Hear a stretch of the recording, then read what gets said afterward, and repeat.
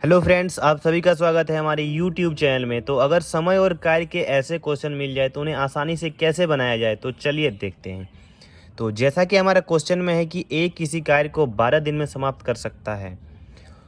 ए तथा बी एक साथ मिलकर उसी कार्य को 4 दिन में कर सकते हैं, यानी ए 12 दिन में और ए प्लस बी मिलके 4 दिन में कर सकते हैं। तो बी अकेला उसी कार्य को कितने दिन में समाप्त करेगा। बहुत ही आसानी से इसे बनाया जा सकता है। तो चलिए इसे सॉल्व करते हैं।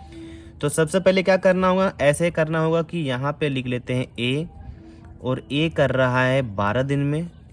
यहाँ पे लिख लेते हैं ए प्लस और बी, ठीक है, और ये कर रहे हैं 4 दिन में। तो अब यहाँ पे क्या होता है ना, 4 और 12 का एलसीएम लेना होता है। तो 4 और 12 का एलसीएम हम लोग क्या करते हैं, इस साइड पे ले लेते हैं। तो 2 का टेबल में ये 2 बार में, 2 का टेबल में 6 बार में, 2 का टेबल में 1 बार में, 2 का टेबल में 3 बार में। तो एलसीएम क्या होता है ना, ये जो बाहर में नंबर होते हैं यही आपस में गुना होके एलसीएम निकलता है।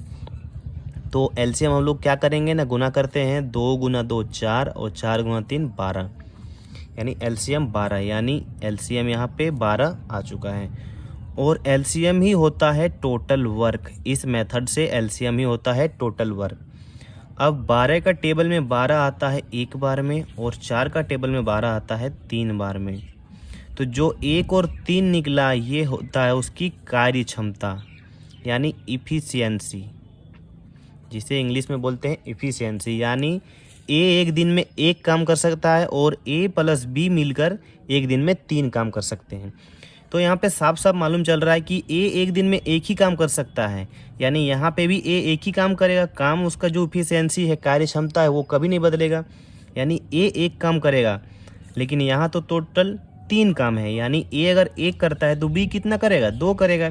तो इस हिसाब से हम लोग क्या कर सकते हैं, यानी ऐसा लिख सकते हैं 1, ए का वैल्यू 1, बी का बी ही होगा, और इक्वल में 3 होगा, यानी 3 होगा।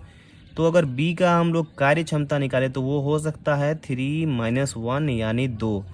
यानी जो b है वो एक दिन में 2 काम कर सकता है। अब हम लोग क्या करते हैं ना, समय निकाल लेते हैं कि जो 12 काम है, टोटल वर्क तो हमारा 12 है, यानी 12 काम 2 की कार्य क्षमता से जब b करेगा तो उसके द्वारा लिया गया समय क्या होगा ना, 12/2। तो इसे जब सॉल्व करेंगे तो ये आएगा 6 दिन। b है उस काम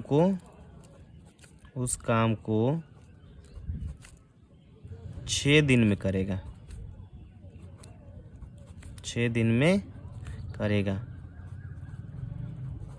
जो सेकेंड नंबर है इसे भी ऐसे ही सॉल्व कर सकते हैं। तो क्वेश्चन में है कि ए तथा बी किसी कार्य को 10 दिन में, बी तथा सी 15 दिन में और ए तथा सी 20 दिन में कर सकते हैं। तो सी अकेला उस कार्य को कितने दिनों में करेगा।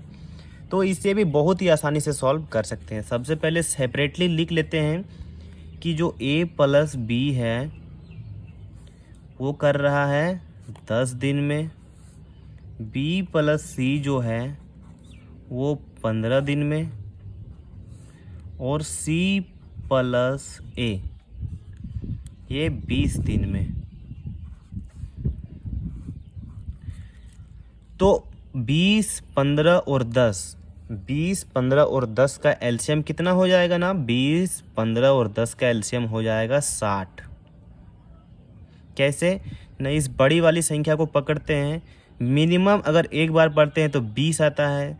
तो रूल होता है कि सब का टेबल में 20 कट जाना चाहिए। तो 10 का टेबल में तो कट जाएगा, लेकिन 15 का टेबल में नहीं कटेगा। तो जो 20 होगा वो एलसीएम नहीं होगा। 2 बार पढ़ते हैं 40, तो फिर वही बात है, 15 का टेबल में 40 नहीं आता, लेकिन 10 का टेबल में तो आ जाता है।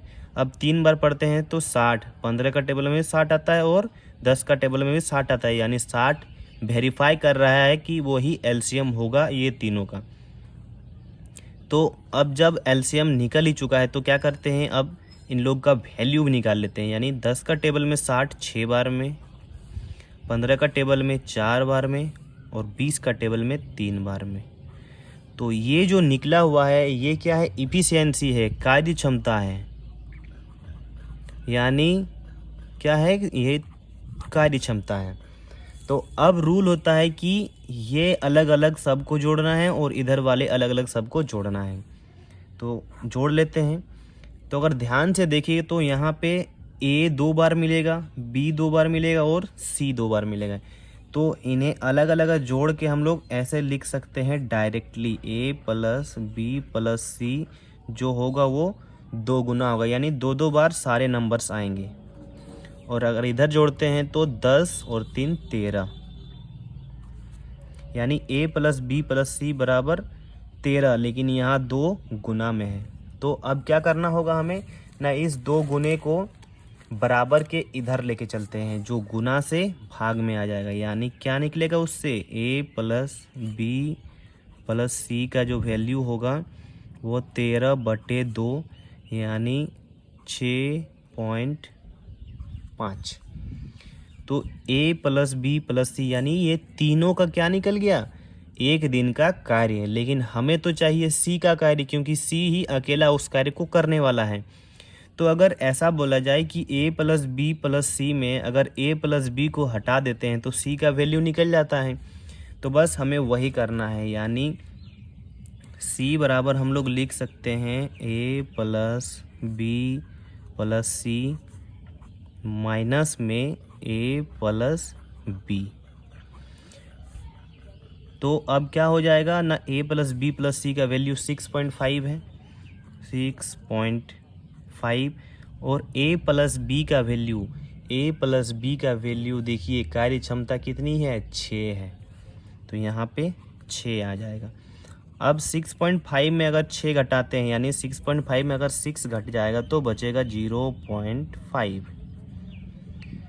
तो बस अब क्या करना है, हमारा जो सी का इफिशियंसी है, यानी सी एक दिन में 0.5, यानी अगर इसे और हम लोग सॉल्व करेंगे तो वो आएगा 1/2। कैसे ना, पॉइंट हटाने का जो मेथड होता है वो होता है कि पॉइंट जैसे ही हटता है तो पॉइंट के बाद जितना डिजिट रहता है 1 के बाद उतना ही 0 आता है। सी को सॉल्व करने के बाद, यानी ये वाले को सॉल्व करने के बाद सी का वैल्यू 1/2 आ जाएगा। अब हम लोग क्या करते हैं, सी द्वारा लिया गया समय,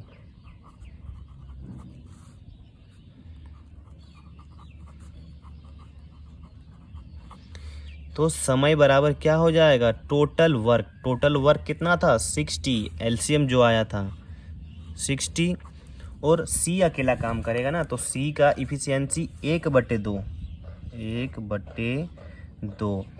और यहाँ पे क्या होता है, जो नीचे वाली संख्या होती है वो हमेशा ऊपर चली जाती है, यानी कुछ इस प्रकार से, यानी सी बराबर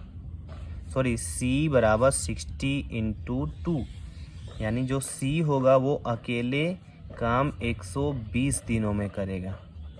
तो इस प्रकार बहुत ही आसानी से ये सारे क्वेश्चन को सॉल्व किया जा सकता है। तो आशा करता हूँ ये वीडियो आपके लिए हेल्पफुल होगी। तो आज के लिए बस इतना ही, चलिए मिलते हैं अगले वीडियो में, तब तक के लिए जय श्री राम।